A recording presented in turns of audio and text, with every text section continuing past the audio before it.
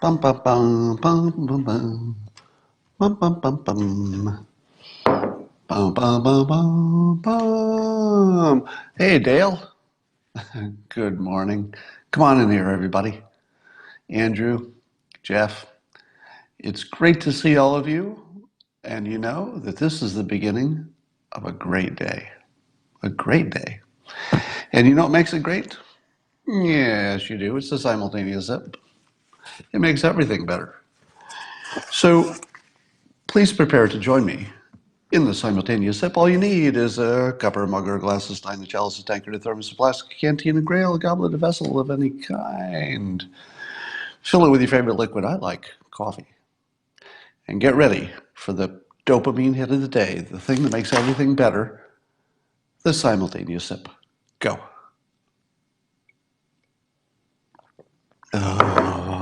Oh, it's better every time. I don't think that's an exaggeration. Hyperbole? No, it's actually better every time. All right, so the news is just full of news today. There is so much news, there's news all over the place. But before we talk about that, let's talk about my amazing book, Loser Think, which is #1 in some categories before it's even available. You can't even read it yet, but you can pre-order it. It's available November 5th. Audiobook and Kindle and regular book and all that. I wrote an article for the Wall Street Journal. You know, when you're out promoting a book, sometimes people will say, "Hey, you write an article for our publication, and we'll give you a little attention for your book." Now, if you write for the Wall Street Journal, you don't really get any attention for your book. All you get is at the end of your article, you get to say that you wrote a book. So writing for the Wall Street Journal, because they don't, you know, they're not going to ask you to put a commercial in the text of your article, and reasonably, and that's a reasonable thing to not want. It doesn't do much to sell the book, but I thought it would be interesting for you to see a preview of some of the types of thinking in the book. So the Wall Street Journal is running that article today, and I wanted to give you an update on the graphic. I told you that I did some art for it, and that there was a sort of a complication. And that was that since it was about politics, and it was two characters talking, I had a problem. I have to give characters that are, you know, it's going to be in a colorized presentation. I had to give them an ethnicity. Now, that doesn't mean I'm intentionally giving them an ethnicity. It means that however you draw them and color them, there's an implied gender, an implied ethnicity, or at least a, you know, general. It's they're kind of white, they're kind of brown, they're kind of something. So what do you do? Because there are two of them, and I knew that if I made them the same, people would say, "Where's your diversity, man? You know, two white dudes. There's no diversity." If I made one white and one anything else, people would say, "Why'd you make the other one look dumb?" Even if I didn't. So people would read into it whatever they wanted to see. So I couldn't make them the same, and I couldn't make them different. So what do you do? So I want to show you my solution. So this is actually the way it was published. Let's see, I might have to change let me change the brightness on this. I'll take it way down. Then you'll be able to see it, sort of. I made the characters grayscale. So the characters don't have any color at all. The only color is in the background. So they both have light gray hair and no color whatsoever anywhere else. Now, one of the characters, and this was just a random difference, had a smaller nose, and one of them had a larger nose. And it was only to make them different, because I wanted the reader to say, "Oh, these are two different people. It's not the same person talking to." And then I realized that I couldn't do that either. I couldn't have one character with a small nose and one character with a big nose. You know why, right? Because somebody's going to say, "Oh, the big nose is obviously making fun of some ethnic group or another." No, I just wanted them to look different. So one had a small nose, one had a bigger nose. It wasn't giant nose, but I actually adjusted it. I took the big nose down about 60% so that they had closer to similar noses. Anyway, just so you probably saw that the director of the Joker movie had been a director of the Hangover movie. And that director, Todd Phillips, I think, was saying that he can't make comedies anymore, comedy movies, because people are too woke, I guess. And here's a perfect example. All I wanted to do is draw this harmless little comic in a major publication, and it was almost impossible. I actually had to use graphic trickery to even do it. That's how dangerous the playing field is. Now in Dilbert, I don't have that problem because Dilbert's been around for 30 years. So people are just used to the characters being the characters. Some people are probably concerned that it should have more diversity. The reason it doesn't have diversity, would you like to know? Do you know why the Dilbert comic does not have much diversity? You know, Ashok the intern was born in India, but beyond that, there's no diversity. That's unfortunately intentional. And I say unfortunately because it's not my preference. My preference would be that the comic looks like society. But here's the problem. All of the Dilbert characters have flaws. That's what makes them funny. You know, Dilbert is nerdy and socially awkward, and Alice is angry, and Wally is lazy, and the boss is stupid, and they've all got something going on that's a flaw. So when I introduced Ashok the intern, I had to give him a flaw, but since he was going to be the only diverse character, if I can say that, I had to give him a positive flaw. So his flaw is that he's young. So he hasn't had the experience of other people. It's not really a flaw to be young. I mean, you could think of it that way, but it's a curable, self-curing flaw because everybody's been young. So the worst flaw I could give to a person of color character in the comic was one that's just not so bad because everybody goes through the phase of being young. So you can't make it interesting and also make it humorous in the way that people are flawed because it just wouldn't sell in today's world. All right, let's talk about all the things. How many of you saw my my Whistleblower 3 video? Did anybody see that? So I posted a Whistleblower 3 video. You really have to see it. I don't want to ruin it, but it had 285,000 views or something in one day. That would be a lot. And apparently it's just tearing up the internet. Now, let me tell you the actual reason I did that video. The reason I did the video is so that I would be labeled Whistleblower 3. Do you see it yet? If I can get myself labeled Whistleblower 3, then the next whistleblower after me, and you know that there are more lined up, right? It's obviously an organized, attempt. So you know there are more coming. So the next whistleblower, what are you going to call them? Because we have Whistleblower 1 and we have Whistleblower 2. If this video gets enough views, I'm Whistleblower 3. And every time that anybody reports on it, they're going to say, we got a third, well, not technically a third whistleblower. Well, let's call him Whistleblower 4. Well, he's sort of the only real third one, but we don't want to call that one that Adams did. That's, so should we call him 4 or 3?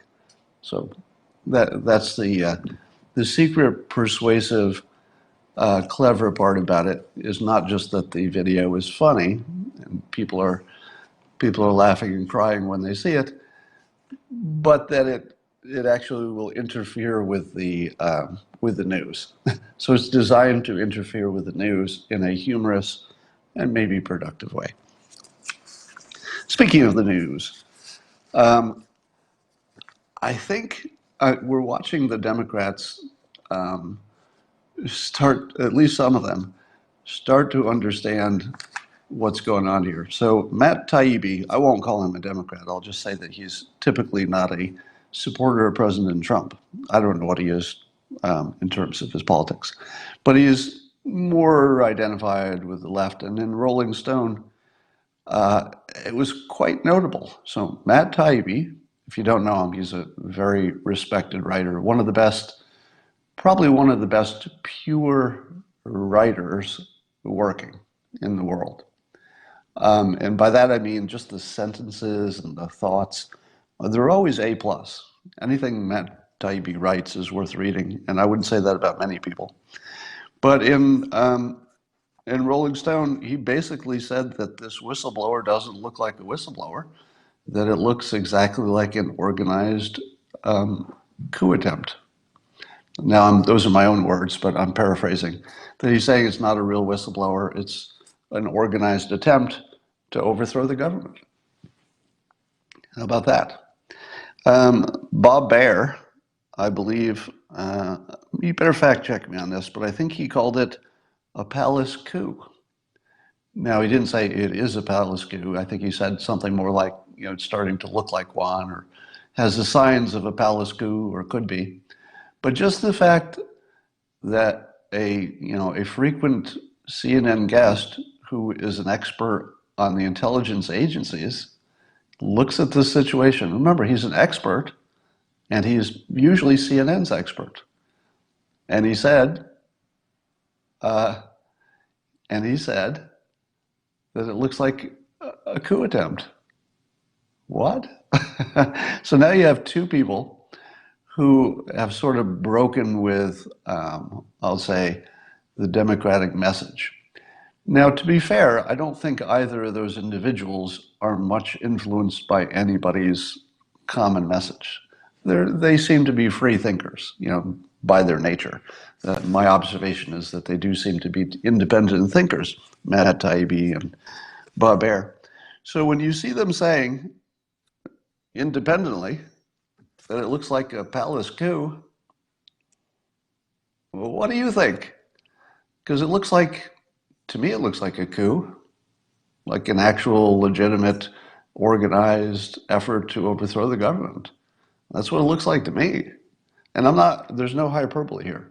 This looks like a civil war without the shooting. And I would say again that I don't expect there will ever be any shooting in terms of any kind of a widespread civil war. But it's certainly a coup, and we're watching it play out in slow motion as if it's not happening. Our collective grasp on what is real and what is not real is so weak right now that we actually are watching a coup attempt in progress, and we're not really sure. Well, maybe it's a good thing. Maybe it's a coup attempt. But reality just stopped working, so people have retreated to their hallucinations.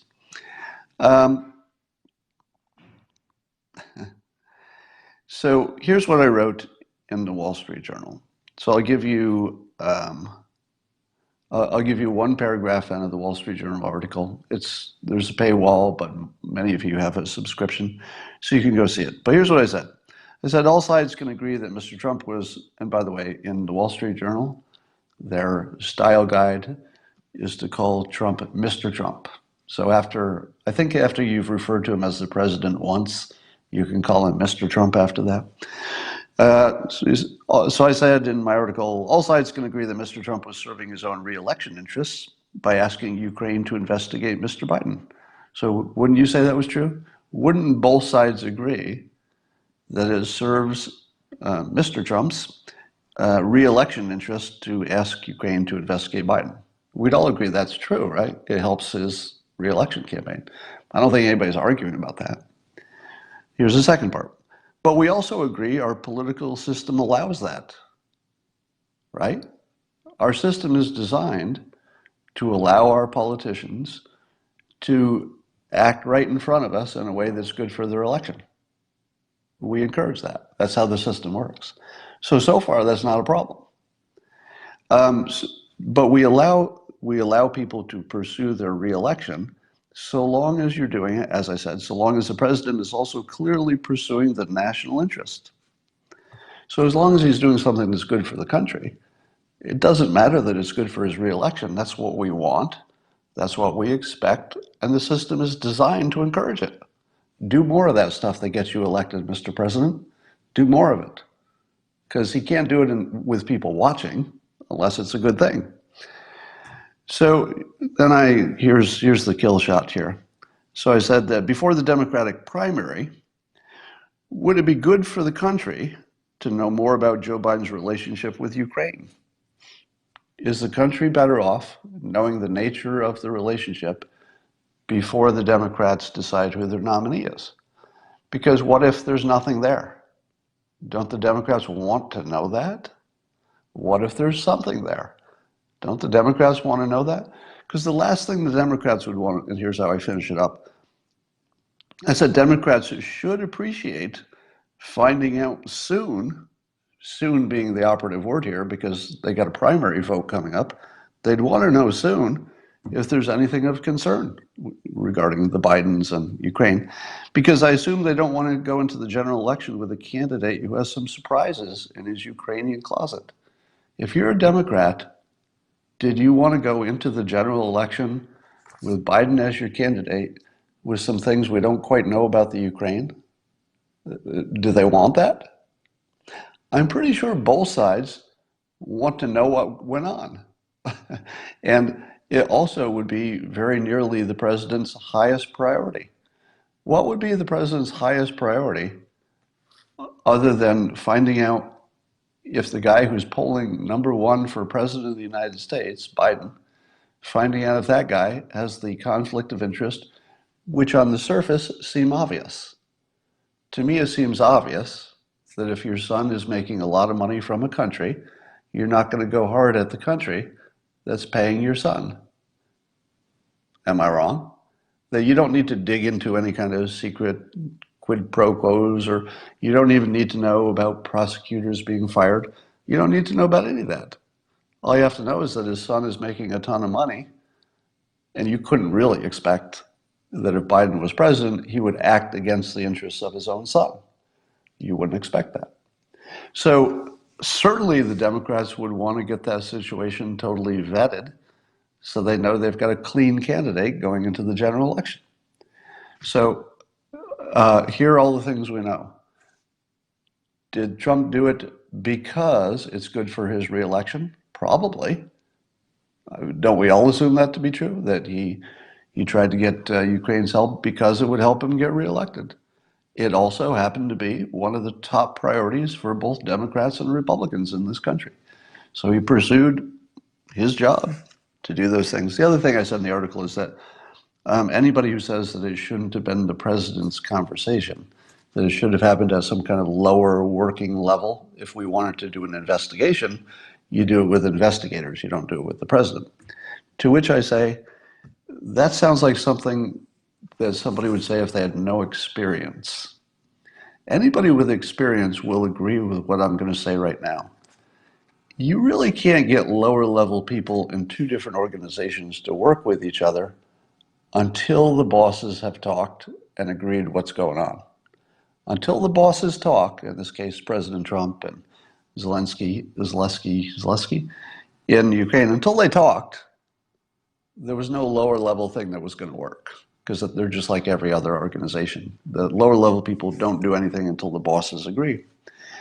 So given that we have a treaty with Ukraine about sharing information, given that the president released the transcript, had lots of witnesses, was pursuing his job, and so I said that in the column, and I want to give you one of the NPC responses to it. NPCs, as you know, are non-player characters in a video game, people who seem to be interacting with your environment, but for reasons that you don't quite understand, they don't seem to have actual brains. Now, I'm not saying they don't have brains. I'm saying that our impression of them is that there's no thought process going on. I'm not saying that they're thinking something different. I'm not saying that they're disagreeing with me. I'm saying that there doesn't seem to be something that looks like a thought process. Somebody's asking where the column is. It's in the Wall Street Journal today, so just Google my name in Wall Street Journal, it'll pop right up. So here's an opinion that was written to my article in the Wall Street Journal today. And look for any signs of thought, okay? Here's what this person says.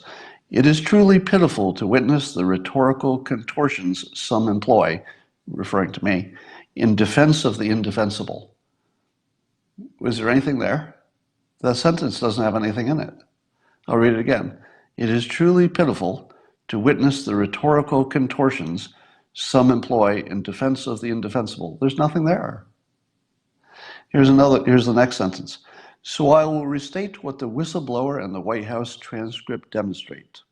Trump attempted to extort. Now notice how NPCs will just insert words that that are not demonstrated, as if it's just reality. So it's an extortion attempt. The Ukrainian government to damage his main re-election opponent. And then here's the fun part. He finishes his comment by saying, full stop, end of story. What if I taught you about people who say, full stop, end of story? Those people know they haven't made a point. People who make a point just make their point. People who have an argument give you their argument. People who don't have an argument just state that something's true and say, full stop, end of story. That's NPC talk. So there you go. I was just watching Van Jones, a little clip of Van Jones, asking both sides to be reasonable and, try to protect the system.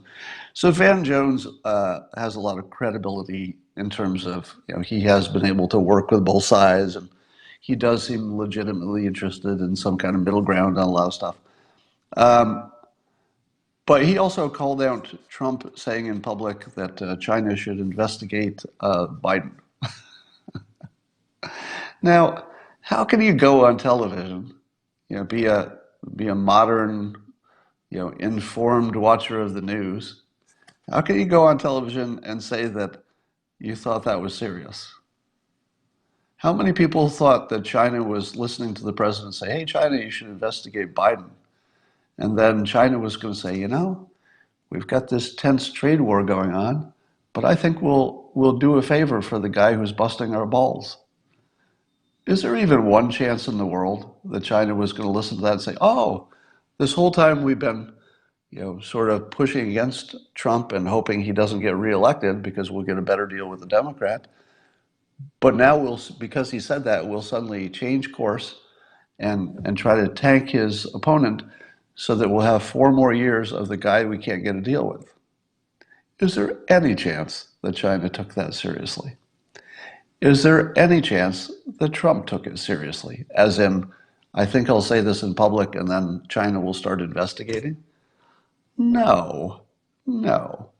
It was a framing statement. Here's the framing. The framing is this. I'm the president of the United States.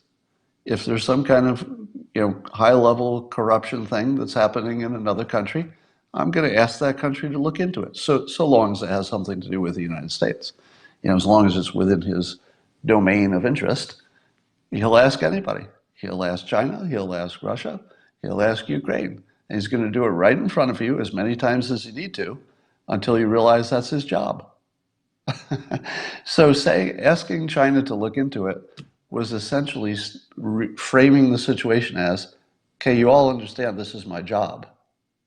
It's my job to protect American elections. If there's a top polling candidate who might become president and he's in the pocket of China or he's in the pocket of Ukraine, don't you want to know, Democrats? Wouldn't the Democrats like to know that before Election Day? Of course they do, because it could take their candidate right out of the running. Of course they want to know. Everybody wants to know. So there's that. All right.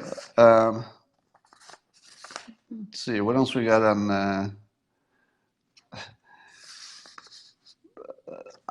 the weirdest thing happened in the news recently, which is that CNN is reporting that Fox News has diverse opinions. Just think how funny that is. CNN is reporting that a number of the Fox News hosts are disagreeing with each other about, I think, the Ukraine call, for example. CNN is reporting that Fox News is showing diverse opinions. Like it's something wrong. Is there anything CNN can do right? Now, I'll tell you, do you have more respect or less respect for Fox News knowing that they're allowing on the air completely opposing opinions on this Ukraine thing? Well, not less. I don't have less respect for them for allowing diverse opinions because I don't think any of the people with those opinions are lying. You know, I think if Tucker or Shepard Smith or anybody else, if they say something that's opposed to the president's interests, I don't think they're lying. Does anybody think they're lying? No, it's their opinion. They could be right, they could be wrong, they could have different priorities, but they're not lying. They certainly wouldn't tell those lies on Fox News. It's the last place they'd lie. It's their employer. And everybody would, it would be so obvious. So it's weird. It's like CNN's doing a commercial for Fox News by calling out the fact they have diverse opinions. It's the damnedest thing. All right. There's a flat-out racist article in CNN that was kind of mind-blowing. It's so casual and so racist that that's the shocking part. It's shocking that it's just a casual article, an opinion piece in which it was, of course, using that dumb Joker movie as the key, and the CNN opinion piece by Jeff Yang. He says, quote, "The true appeal of the new Joker movie lies in its invidious validation of the white male resentment that helped President Trump to power." So this guy's saying that the Joker movie is an invidious, I don't even know what that frickin' word means, invidious, probably something bad. I've never used that word. Have you ever used the word invidious? What the hell does that mean? So first of all, learn to write. Learn to write. If there's anybody there saying, Scott, you're so uneducated, I know what that word means. Well, that's not what I'm talking about. If you're going to write an article for the public, don't say invidious. No, it didn't say insidious. It said invidious. Is that even a word? I don't know. Invidious validation of the white male resentment. Do you think the Joker validates white male resentment? I don't think anybody who saw the movie thinks that, but I mean, this just seems straight up racist to me. That's how I took it. Now, but I also don't care too much because, I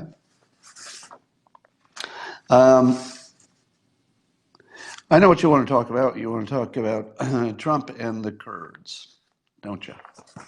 Don't you? So Sunday night, Trump apparently blindsided the Pentagon, as it's being reported. He blindsided the Pentagon and announced that the U.S. is going to pull out of this strip of land on the edge of Syria that's next to Turkey and let Turkey control the so-called safe zone. And Turkey would then take responsibility for all the ISIS prisoners in that area. And the U.S. would just say, hey, let's get out, it's none of our business anymore. Now, what the president wanted was some of the European countries, other countries, to take more of a role. That doesn't seem to be happening right away anyway, if it happens at all. The criticism from Lindsey Graham and others is that the Kurds fought with us against ISIS. They've been good allies to us, very effective. And by pulling out, we allow Turkey, who regards those same Kurds as terrorists, because the Kurds have territorial, let's say, differences of opinion with Turkey. So they have a real beef with Turkey and have for a long time. So the concern is that Turkey is really going to use this opportunity of our withdrawal to go attack the Kurds and kill them all. Now, here's the first thing I say. The first thing you should know about this story is what I wrote about in the Wall Street Journal article that came out today, which is it's the fog of war. The first reports you get about this, just don't believe them. Just don't believe them. Almost certainly, there's some context missing. Now, if you look real hard, you'll see that there's something about some U.S. troops might accompany the Turkish troops. So it looks like there might be some kind of embedded monitoring, or maybe an embedded, set of eyes and ears that would have some effect on keeping the Turkish military from moving against the Kurds, I would think. Now, are there any guarantees? No. Is it dangerous for the Kurds? Probably.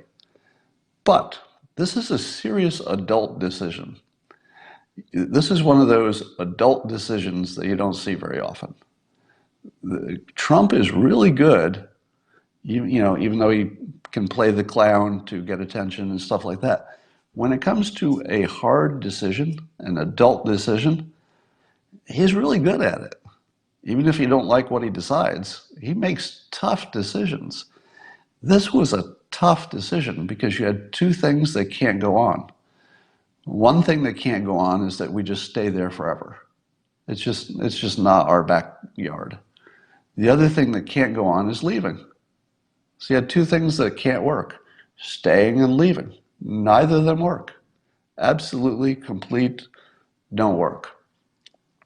So what do you do? What do you do if you have a situation where the only two options don't work? Well, if you're Trump, you shake the box.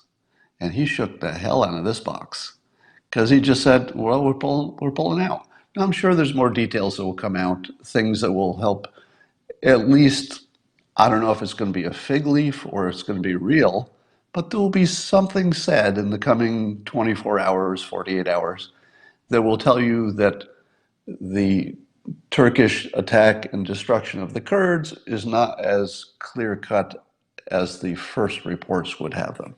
So the initial reports are, oh my God, we're pulling out. Tomorrow, Turkey will just destroy all the Kurds. Maybe. I'm certainly not going to say that's not going to happen. I think that's a solid risk. Okay, I'm not going to say there's no risk. Clearly, that's a risk. Looks like a big one. But it also changed the variables. And some of those variables that might be changed is how we're keeping an eye on the area. So if we're keeping an eye on it, and Turkey knows that we will cut their balls off if they take the Kurds out, it might be enough. I mean, would Turkey take a chance of going against the Kurds, knowing that the U.S. would move quite decisively against them if they did? I don't know. They might. Can't say no. Yeah, somebody says yes. You can't say no because it's a pretty high priority, I understand. Turkey really, really wants to get rid of this Kurdish threat as they see it. So I would say that we should wait for more information about what the president or anybody involved in this is planning in terms of how to keep the Kurds safe. And it better be good. I think we'd all agree with that, right? If the president or anybody involved in this has a plan for keeping the Kurds relatively safe, it better be a good plan. I think the public requires that. Now, it might be that we need to work it out as we go, because these things are messy. We might need to figure it out as we go, but we better do it. I don't think this country would stand for less. But here's the big part of the story that I haven't seen yet reported, because we're all focusing on the Kurds. Apparently, part of this process is turning over a large number of ISIS prisoners to Turkey so that we don't have to pay for basically having a permanent prison forever of all these captured ISIS people. Let me ask you this. What do you think is going to happen to the ISIS prisoners once Turkey gets a hold of them? What do you think? Are we going to be watching that situation closely? Probably not. Does Turkey want to spend money forever to protect the people who wanted to kill them and enslave them? Probably not. Does Turkey have enough room in their existing prisons to just, fool these ISIS prisoners in there and say, we got plenty of room? Probably not. My interpretation is that Turkey is going to kill them all. Maybe not tomorrow, but I'm pretty sure they're going to disappear. And I'm not sure I have a problem with that. Can I say that? Can I say that in public? It is genocide, clearly, because there's some large number of prisoners, be they ISIS or not. And I'm pretty sure that this will put in motion all of their deaths sooner or later. I think Turkey might wait a year or something, but pretty sure you're not going to find those people again in 5 years. Check back in 5 years, there'll be nobody there. Now, here's what I say. If this had been something like a normal war with normal soldiers, I would say, no way. These are just soldiers. It wasn't their fault. They just probably had to join the military, or else they would have been shot. You don't round up the losing side soldiers and kill them. You just don't do that, right? And if somebody else tries to do it, you want to stop them. But that's not what's happening here. ISIS is not a military in the traditional military sense. These are people who wanted to torture, kill, rape, enslave Turkey. If ISIS had its way, they would be enslaving the Turkish population. So if you've got somebody who's your prisoner and they were trying very hard to kill, rape, and enslave you, what is your obligation to them? Honestly, if Turkey murders all of the ISIS prisoners, I wouldn't say a peep. Now, you could argue, oh, it's a slippery slope, blah, blah. Nah, not really. Not really. Killing mass murderers who want to enslave you and rape your women is not genocide. That's just taking care of business and lowering your expenses. The only thing that the ISIS prisoners can do of value from this point on, the only value they have to the world, is that once Turkey gets rid of them, they can reduce their expenses. That's it. Yes, that was my stomach growling. So I don't know if we'll see any attention on that, but I think the ISIS prisoners are all dead. Now, the other interesting part of this is that the Pentagon was, quote, blindsided by the announcement. Are you concerned that the Pentagon, obviously the most expert people about this area and this situation, are you concerned that they were blindsided? I'm not. I'm not concerned about that. Here's why. Because of this whole deep state situation and because of the military industrial complex, I don't trust the Pentagon. I'm sorry. I don't trust them. The Pentagon and our intelligence services are not trustworthy on this kind of question. There's a reason we have a civilian even tried this first. He probably sent his people over and said, talk to the Pentagon, see if they can get on board with this. And then the Pentagon said no. But the Pentagon, unfortunately, they are not as credible as they should be. I hate to say that. But if you were to compare your civilian leader to your military leader, if they disagree, it'd be one thing if they disagreed militarily. If there were a military disagreement, well, you want to go with the experts on that. But this is not exactly a military decision. This is really very much a civilian leadership decision. And I would not be surprised if this wasn't the very best way to handle it, by taking them out of the loop. Now you know that the Pentagon got plenty of time to give their opinions, don't you? You know that the military, the Pentagon, has been giving their opinions on this whole situation for however long it's been going on. So I don't think the White House was uninformed about what the experts wanted and why they wanted it. But it's up to the civilian government, and if the civilian government decides to, quote, blindside the Pentagon because the Pentagon isn't helping, that's their decision. that's Trump's that's Trump's total right. He can blindside the Pentagon. It might just be the easiest way to do it. Get it out in public before the Pentagon can try to kill it. It probably was the best way to do it because we don't have a government that you can trust to support the civilian government, the civilian leaders. And the way Trump tweeted it, he talks about the other countries have to step up, and we will only fight where is our benefit. You know, his supporters love that. And he talks about the captured ISIS fighters in their, quote, neighborhood. So he's making a case that you can't be thousands of miles away and try to manage something in somebody else's backyard. You can do things temporarily, like go in and defeat ISIS, but you can't stay there. It's just not a stable, long-term situation. So I think, I don't know, I'm going to wait 48 hours to find out more about this situation, but I'm leaning toward he had two terrible options and he chose one because he made an adult decision. And if the adult decision says you can't manage something in somebody else's backyard forever, it's not a bad decision. But we hope that they've done something to protect the Kurds. The Kurds are in the way. All right. Kanye West is back in the news. Apparently he's decided that his music from now on will be spiritual music, something like that, because he's having a great time apparently doing his Sunday services with music, and I think he's got an album coming out that might be that kind of music.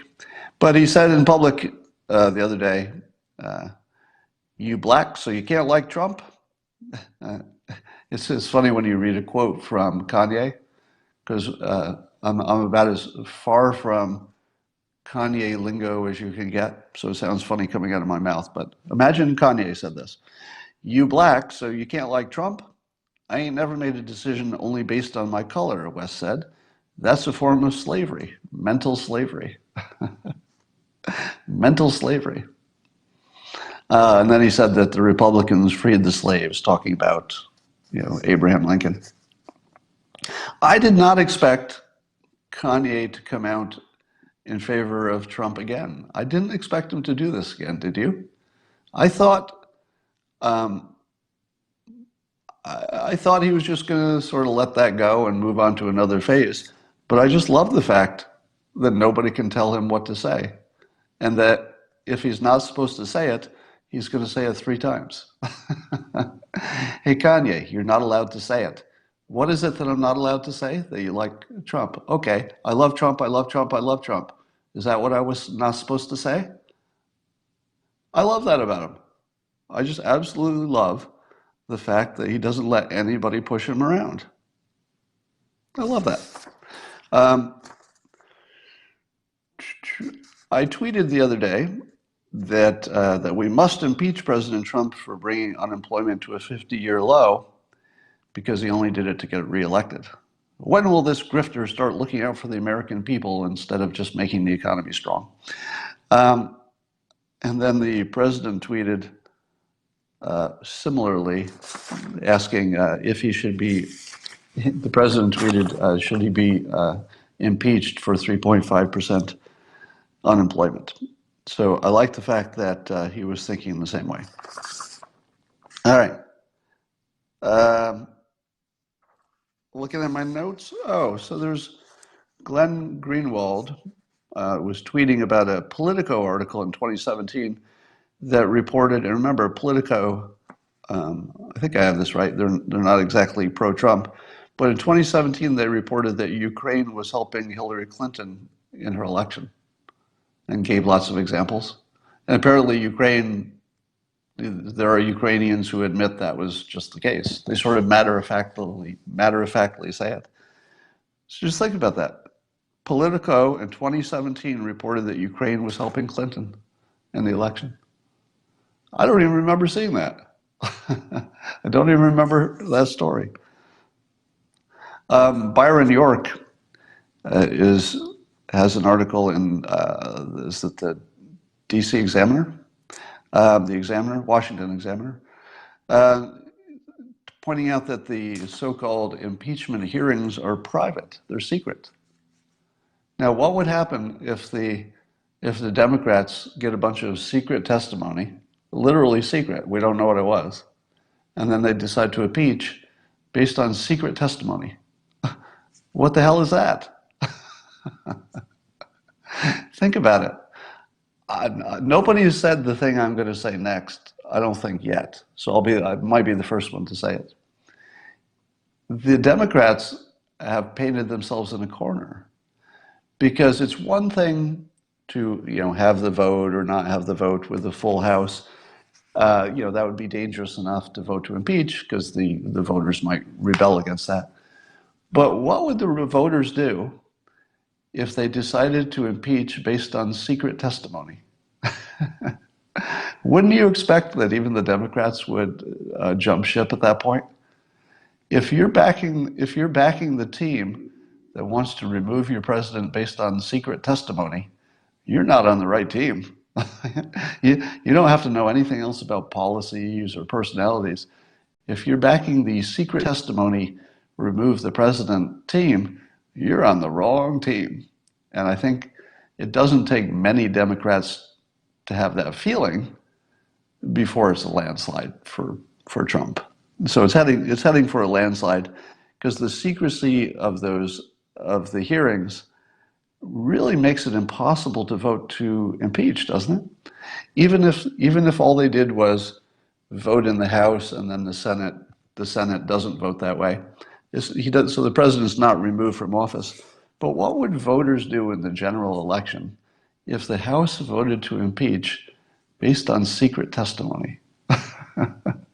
I don't think there could be anything dumber than that. That would be like the dumbest thing you could ever do, and it looks like they're doing that. They're actually doing the dumbest thing. Speaking of dumb things, did you see Biden's latest campaign ad that looks like it was put together by a high school student who had not been briefed on what a campaign ad is? You don't realize how good Trump's communication group is with all of their memes and funny things and videos and clever tweets and provocative tweets and all that.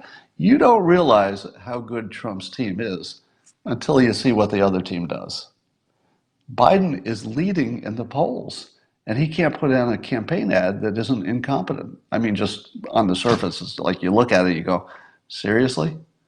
And I don't say that from everybody who competes with Trump. Remember, in 2016, I called out the best ad of the whole campaign was Bernie Sanders' ad, the one, in my opinion, the one where, they're seeking America and there's a Simon and Garfunkel music and it's inspiring and young people are, rushing toward the sea and it just looked great.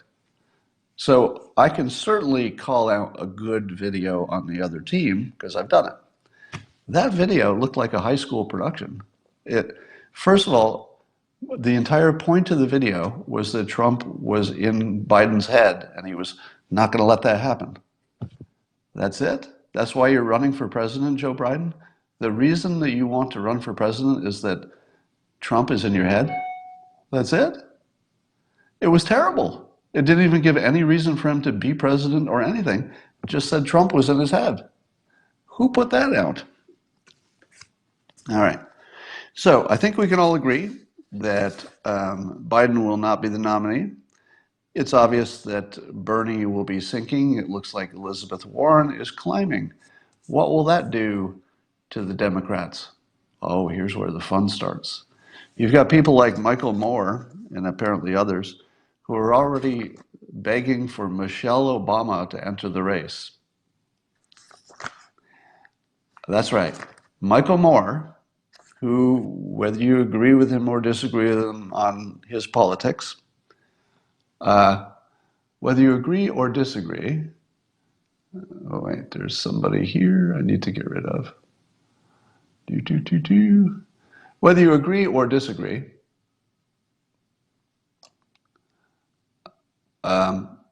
goodbye.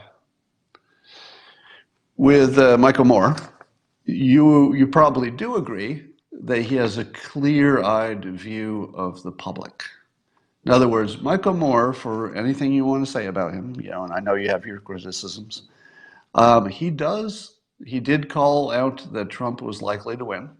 He does understand that Midwest kind of, their anger and their angst and their problems. And he does seem to have a really good grasp on everything from persuasion to politics. And he says, Warren can't win. Now, if Michael Moore tells you that he would rather have, and I'm going to say something insulting here, but this is not an insult to, no, I'm not going to say that. I was going to call Michelle Obama a housewife. Is that an insult? You decide. I don't mean it to be one. It's not meant to be an insult. It's simply a factual statement about what experience she has, which would be relevant for being a president. I believe she's a mom, and she's an active spouse partner. She's an attorney. She's certainly has experience in terms of being around politics. And she's a great public speaker. She's a great personality. She's got charisma. She is popular. There's a lot you can say that's good about Michelle Obama. You could make, if you started the list of positive qualities of Michelle Obama, it would be pretty long list.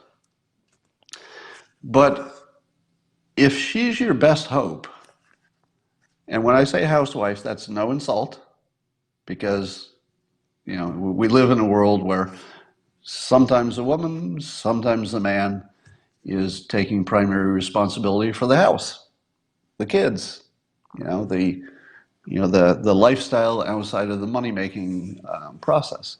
Somebody has to do that. It's an important job. I'm certainly not minimizing that role. Hugely important. And by all accounts, she was good at it. Probably good at a lot of things. But if that's your best chance for a president, also an author. Yeah, also an author. So lots of good qualities, Michelle Obama. But president, even Hillary Clinton had to run through Senate and Secretary of State to get up to speed. So what that tells me is that Warren is not viable. Now, I don't think there's any chance that Michelle Obama is going to jump in the race, because she would just get eviscerated. And I think life is better living with your retired president husband, making sure your kids get all the good start in life and all the good things she's doing. So I don't think there's any chance that Michelle Obama is going to get in the race. I also don't think there's any chance that Hillary Clinton will get in the race. I think the group that's in the race is what you got. Now let me ask you this. If Biden has no chance, Bernie has no chance, and Elizabeth Warren has no chance, according to Democrats who are smart, who's left? Buttigieg? How is Buttigieg going to do with the black vote? At the moment, not so good. Well, if it's not Buttigieg, who's next? Harris. So we'll see. Now remember, it was over a year ago that I made the prediction that Harris is the one that the president needs to worry about. We can all agree that so far her performance as a candidate has been just about the worst I've ever seen. I mean, probably, I think, okay, Biden's worse. Biden might be the worst I've ever seen. But Harris is really bad at this. However, as I've said many times, all of Harris's problems are easy to fix. They're really easy to fix. She has the kind of problems you could fix in one day. You just have to work on it a little bit.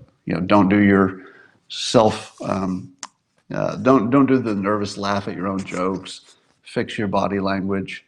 Just a few things, and she would be the. I think that would make her the Democratic candidate. So we'll see if that happens. She's certainly smart enough to make those changes. She certainly has heard the criticism, so she knows what needs to change. So we'll see if she makes that adjustment. Harris won't get the white vote, somebody says. Well, no, I think the Democrats just don't want to have a candidate that they have a reason to vote against. So Harris probably, she has some rough edges. She has plenty of things that people are going to object to, but probably not enough of those things that people will want to vote against her if they're Democrats. And if they get all the Democrats, that's all they need. Somebody says, why don't they have any decent candidates? Well, I think the problem is that their party is too divided with the AOC wing and the traditional wing. So the problem is not the candidates. The problem is that the party is split in two. Now, you could argue that Trump did the same thing to Republicans. You could argue that there was a time when Trump was splitting the Republicans in half. There were the Trump Republicans and then the never Trumpers and the neocons and whatever. But since then, Trump pulled them all together. And he did it by performance. He did it by putting the judges in, by not starting wars, by having a strong economy, cutting taxes. So Trump did the things that would bring the two sides together, and probably one of the most successful persuasion jobs of all time, if you think about it. Maybe Reagan, I'm not enough of a historian to know, but maybe Reagan did a similar thing, if somebody could help me out on the details. But I don't necessarily think the Democrats have a personality that could pull those two sides together the way Trump could. And he's sort of a singular personality. People can't do things just because he can do them. He can simply do things other people can't do. That was initially what made him interesting to me. All right. I will say again for anybody new, my new book, Loserthink, is available for pre-order now. Go to wherever you buy books and you can see it, Amazon or other.